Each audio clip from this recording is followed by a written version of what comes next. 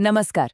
कभी ये सोचा है कि ज्योग्राफी यानी भूगोल कैसे एक पूरे के पूरे सबकॉन्टिनेंट की कहानी तय कर सकता है?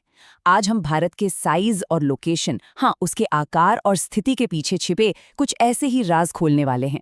तो चलिए शुरू करते हैं। तो चलिए एक बहुत ही मजेदार सवाल से शुरुआत करते हैं। दुनिया का नक्शा कभी ध्यान से देखा है? एक ही ऐसा ओशन, एक ही ऐसा महासागर है जिसका नाम किसी देश पर है, हिंद महासागर यानी इंडियन ओशन। अब सवाल ये है कि क्या ये बस ऐसे ही हो गया, एक इत्तेफाक? जी नहीं, बिल्कुल नहीं। और इसका जवाब वो तो और भी दिलचस्प है। तो इस सवाल का जवाब छिपा है भारत की बहुत ही स्पेशल ज्योग्राफिकल लोकेशन में। तो आइए इस पहेली को एक एक करके सुलझाते हैं, परत दर परत। देखते हैं कि आखिर भारत की जमीन और समंदर की कहानी क्या कहती है। तो सबसे पहली और बेसिक बात, दुनिया के मैप पर भारत है कहाँ? ये पूरी तरह से नॉर्दर्न हेमिस्फीयर यानी उत्तरी गोलार्ध में है, मतलब इक्वेटर के नॉर्थ में। अब ये बात सुनने में भले ही छोटी लगे, लेकिन यही चीज़ इसे वर्ल्ड स्टेज पर एक बहुत ही यूनिक प्लेयर बना देती है। अच्छा, नंबर्स और डेटा में जाने से पहले जरा एक नज़र इस फैलाव पर डालिए। मतलब सोचिए, एक तरफ कश्मीर तो दूसरी तरफ कन्याकुमारी और इधर गुजरात से लेके सीधा अरुणाचल प्रदेश तक। ये जो विस्तार है ना, ये सच में कमाल का है। चलिए अब जरा नंबर्स को देखते हैं। लैटिट्यूडनल एक्सटेंट तो देखिए कितना बड़ा है, लेकिन सबसे इंटरेस्टिंग बात पता है क्या है? वो है ट्रॉपिक ऑफ कैंसर यानी कर्क रेखा।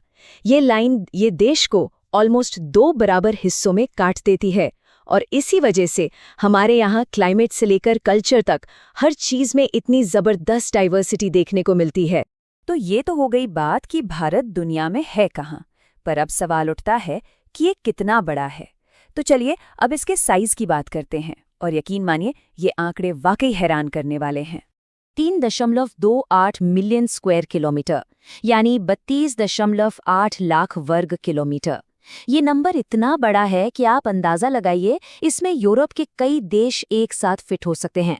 और यहीं से हमें भारत के विशाल आकार और इसकी डाइवर्सिटी का पहला हिंट मिलता है। अच्छा, अब इसी को जरा दुनिया के पर्सपेक्टिव से देखते हैं। पूरी दुनिया की जमीन का सिर्फ 2.4% हिस्सा ही भारत के पास है। अब सुनने में ये शायद ज्यादा ना लगे, है ना? लेकिन इस छोटे से हिस्से का ग्लोबल इम्पैक्ट, मतलब इसका असर बहुत बहुत बड़ा है। और हाँ, वही 2.4% भारत को दुनिया का 7वां सबसे बड़ा देश बना देता है। मतलब साफ है, हम यहाँ किसी छोटे मोटे देश की बात नहीं कर रहे हैं, बल्कि एक ज्योग्राफिकल पावर हाउस की बात कर रहे हैं।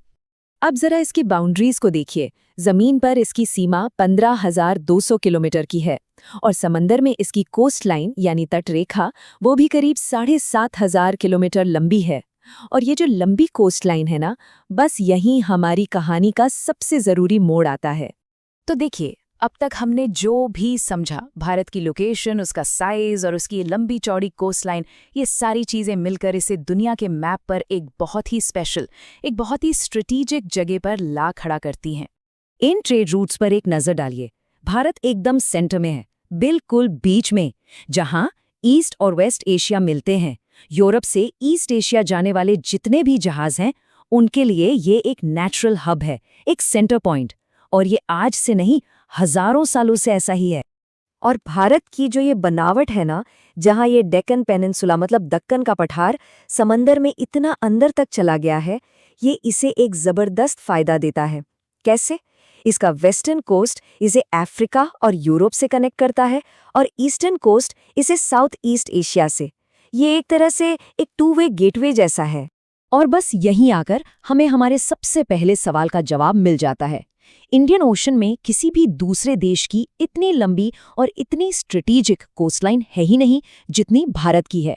और यही वो वजह है कि एक पूरे महासागर का नाम इस देश के नाम पर रखा गया। तो दुनिया के नक्शे पर भारत की इंपॉर्टेंस तो समझ आ गई। अब जरा जूम इन करते हैं और भारत के पड़ोसियों से मिलते हैं। भारत एक ऐसे नेबरहुड में है जहां कई मजबूत और हिस्टोरिकल देश बसते हैं। ये मैप खुद बताता है कि भारत की जो बाउंड्रीज हैं वो कितनी कॉम्प्लेक्स और कितनी डाइवर्स हैं। तो देखिए, जमीन से भारत की सीमाएं कई देशों से मिलती हैं। नॉर्थ वेस्ट में देखें तो पाकिस्तान और अफगानिस्तान हैं, नॉर्थ में चीन, नेपाल और भूटान, और ईस्ट की तरफ चलें तो म्यांमार और बांग्लादेश। और बात सिर्फ जमीनी पड़ोसियों की नहीं है, समंदर में भी भारत के दो बहुत जरूरी पड़ोसी हैं, साउथ में श्रीलंका और मालदीव। ये इस रीजन के दो इम्पोर्टेंट आइलैंड नेशंस हैं। तो आखिर में एक सवाल, एक बड़ा सवाल। कहते हैं कि ज्योग्राफी ही डेस्टिनी है, मतलब भूगोल ही आपका भविष्य तय करता है। अगर ये बात सच है तो आने वाले वक्त में ट्रेड, कल्चर और ग्लोबल पॉलिटिक्स के लिए भारत की ये जो यूनिक लोकेशन है, इसका क्या मतलब होगा? जो भी जवाब हो, वही भारत के भविष्य की कहानी लिखेगा।